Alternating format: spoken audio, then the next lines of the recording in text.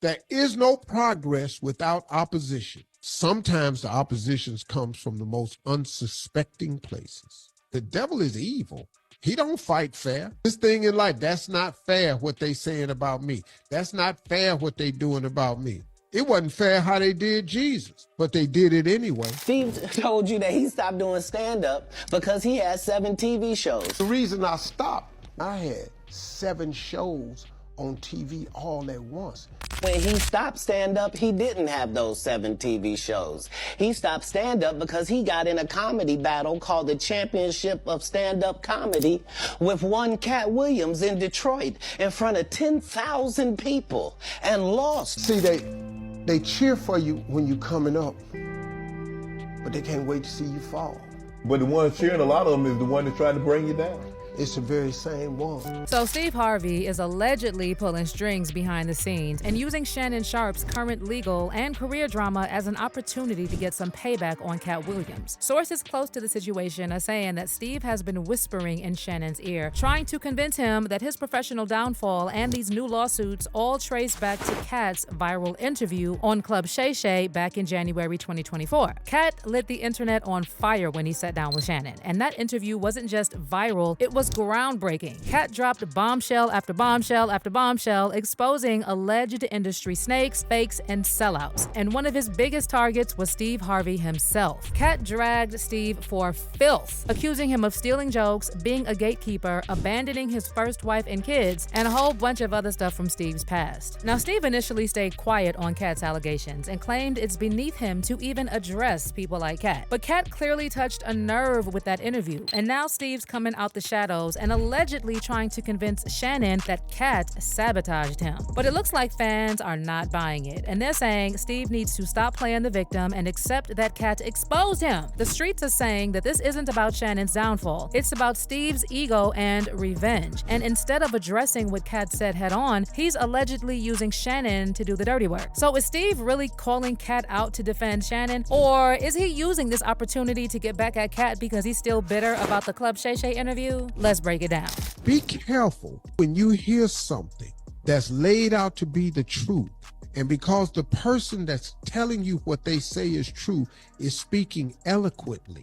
Don't be deceived by that. The fallout surrounding Shannon Sharpe just keeps snowballing, and now it feels like everyone in the game has something to say. From sports commentators to comedians to washed-up celebs trying to stay relevant, Shannon's name is on every podcast, every blog, every gossip site. But the latest twist is the alleged involvement of none other than Steve Harvey. According to sources with inside knowledge of the situation, Steve has been making quiet moves behind the scenes after Shannon got slapped with that $50 million lawsuit from OnlyFans model Gabriella Zuniga. Steve allegedly reached out to Shannon personally, trying to plant the idea that Katt Williams set him up and that Katt's Club Shay Shay interview was a strategic ambush designed to ruin Shannon's reputation. Steve's apparently trying to push this narrative that Katt used Shannon as a pawn to burn bridges and start fires in the industry. But let's be real, a lot of folks are not buying that narrative. Because here's the thing, nobody, and I mean nobody, forced Shannon to wild out with 19-year-old OnlyFans models. Nobody pushed him to do race play and act reckless. That's entirely on him. So now fans are calling out Steve for trying to pin Shannon's personal mess on Katt out of pure spite. See, Katt has been exposing Steve for years, long before that Club Shay Shay interview, and every time Steve had no receipts to refute Katt's claims. Katt's been throwing shade at Steve for a long time, and while Steve is out here grinning for the cameras, trying to play Mr. Clean-Cut family man, Katt has been pulling the curtain back and airing out the mess. Real ones remember when Katt dropped that wild freestyle years back, calling out Steve, Diddy, and Jermaine Dupri by name. What's happening, Puff? I'll be back to you if JD ain't had enough. Yeah? Jermaine Dupri, king of the pedophiles, if you ask me, baby. And Steve Harvey, I heard about your book. I'm proud of your success, but look, better stop telling people their lies before you be somewhere and meet one of my guys. You see, when I'm around, them is polite, gentlemen. Be alone, they be all hyped up on Ritalin.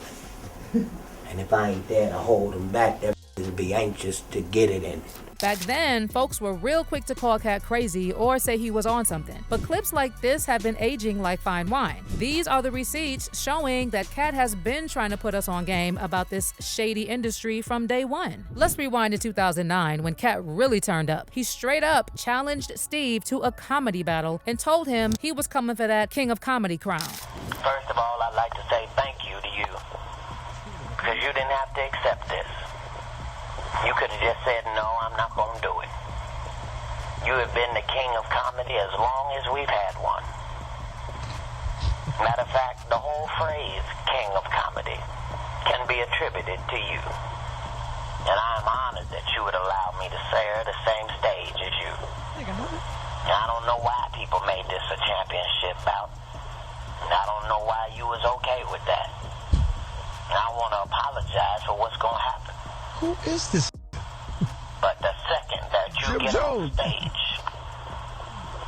the second that you get off stage, I need you to understand that that's your final time as the king of comedy. So initially, Steve said he was down for the smoke, and he accepted Katt's comedy battle challenge. But then he ghosted and backed out with no explanation. But you already know Katt wasn't letting that slide. Fast forward to Katt's Club Shay Shay interview, and he went nuclear on Steve. He didn't hold back at all, dropping receipts, naming names, and dragging all of Steve's skeletons right out of the closet. Katt came for Steve's neck and claimed that Steve's sob story about being homeless is fake, exposed how he ditched his wife, and said that Steve swapped her for Marjorie as part of an Illuminati starter pack. This is like Steve Harvey telling people he used to be homeless. That's my story. That's not his story. Steve Harvey wasn't never homeless. When Mark Curry was touring with him 25 years ago, he was making $3,000 a show in cash and doing 5 shows a week. They just tell the stories. Thanks to my wife, I'm where I am. You said that about the first wife. You forget that? You told us it was her, then you went and married somebody else that think like a man. But Katt was just getting started. He then dropped the real tea on why Steve really quit stand-up. And let's just say it doesn't match the fairy tale Steve tried to sell when he appeared on Club Shay Shay about 9 months before Katt sat down with Shannon. Steve told Shannon he left the stage because he was juggling 7 TV shows and couldn't keep up. But Katt claimed Steve didn't dip out because he was booked and busy. Instead, there was some behind-the-scenes drama he didn't want exposed. Steve told you that he stopped doing stand-up because he had 7 TV shows. The only problem is when he stopped stand-up, he didn't have those 7 TV shows. He stopped stand-up because he got in a comedy battle called the Championship of Stand-Up Comedy with one Katt Williams in Detroit in front of 10,000 people and lost because Katt Williams said he was actually bald and that was a wig. And I went in and that's why he couldn't do stand-up anymore.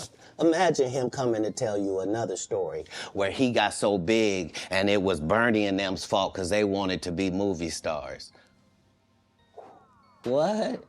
And then Katt really lit the fire and straight up called Steve a joke thief. According to Katt, Steve's been stealing punchlines from other comedians since day uno. But that wasn't even the wildest part. Katt leveled up the smoke by claiming Steve was jealous of the late legendary Bernie Mac. Allegedly, Steve was out here scheming behind Bernie's back, trying to block his bag and snatch his roles. And Steve allegedly even tried to steal Bernie's part in Ocean's 11 for himself. Then you asked it, why you not a movie star? I didn't want to be a movie star. This the same that hated on Bernie with this same thing.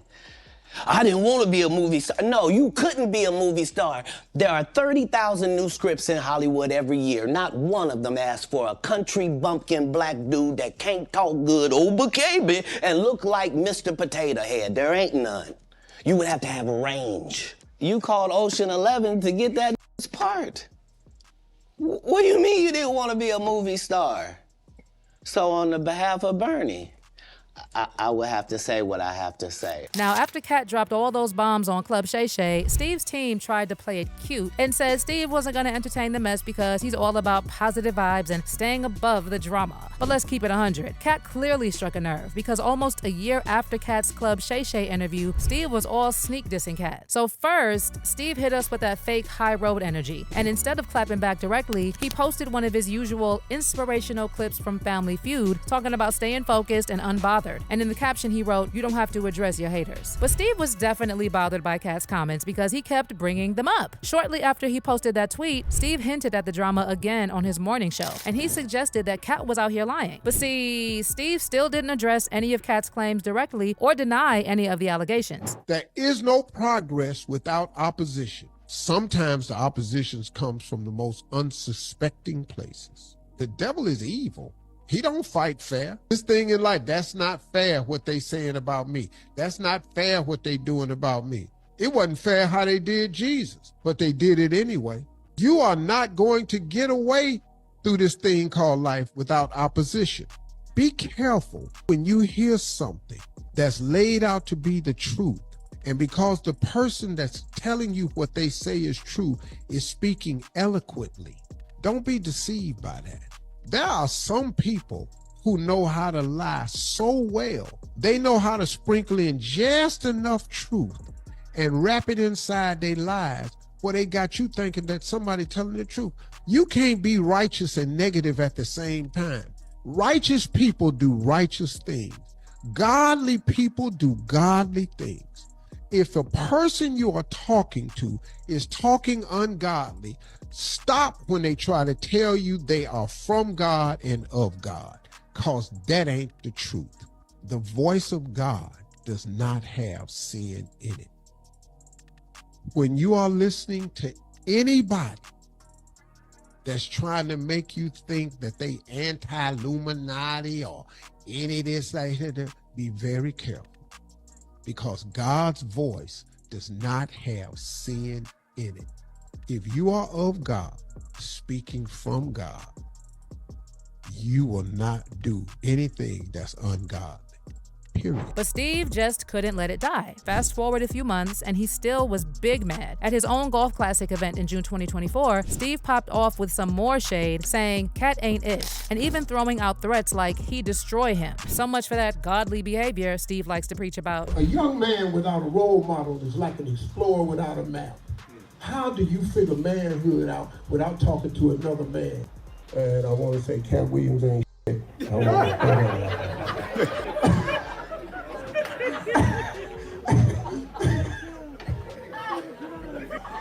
Shit I wanted to say. I can't say it on the radio, so I don't use my platform to bring nobody down. But when I'm live, though, I'll destroy your ass. But Steve didn't stop there. By August 2024, he was back in the headlines, this time talking about how he was ready to knock Katt out. During his appearance at InvestFest in Atlanta, Steve was rambling on about how he handles his critics, and he had to sneak in a little flex about his own fighting skills, claiming he could still throw hands and take down anyone, even a certain someone who's short and rocking a perm. And you know exactly who he was talking about. Pity any hater who is, and you'll never have a hater that's doing better than you. Always know that. Don't get off the wall to dress some pity any boy who ain't got going for himself. Now you done stopped your climb up on the wall so you can come down here and talk to his little punk. Don't do that, man. I stay away from it. Now, do I want to? Yes. Because I'm a human being and I'm hood. I used to be a fighter and I still got hands. They slow, but if you get up on me real close, I can still knock your one.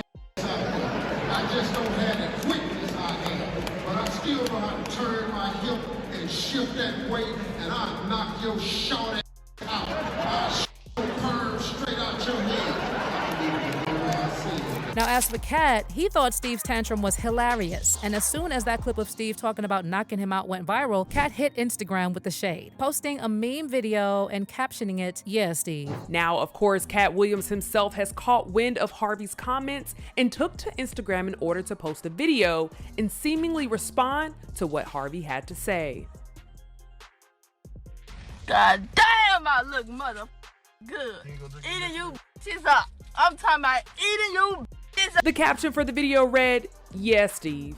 followed by a few reaction emojis. So after all that back and forth, the drama between Katt and Steve seemed to cool off for a while. But now, with Shannon Sharpe making headlines over these messy lawsuits, sources are saying Steve couldn't resist jumping back in, trying to take advantage of the situation. Allegedly, he's been reaching out to Shannon, planting the idea that Katt sabotaged him and is to blame for his downfall. But like I said, fans are not buying it. They're saying Steve needs to sit this one out because at the end of the day, the only person responsible for Shannon's actions is Shannon. One fan said about Shannon, "This is ridiculous. No one forced him to go after teenagers. No one set him up. This guy is just bad news. He's settled out of court dozens of times before." And as for Steve, someone commented, "No matter how slick Steve Harvey tries to talk, practically addressing Katt as beneath him, Katt got Steve hella bothered." But let me hear your thoughts on all this drama. Do you believe Steve is still holding on to that bitter energy from when Katt exposed him on Club Shay Shay? And how do you feel about this theory that Katt set Shannon up? Drop your thoughts in the comments and stick around for this next video.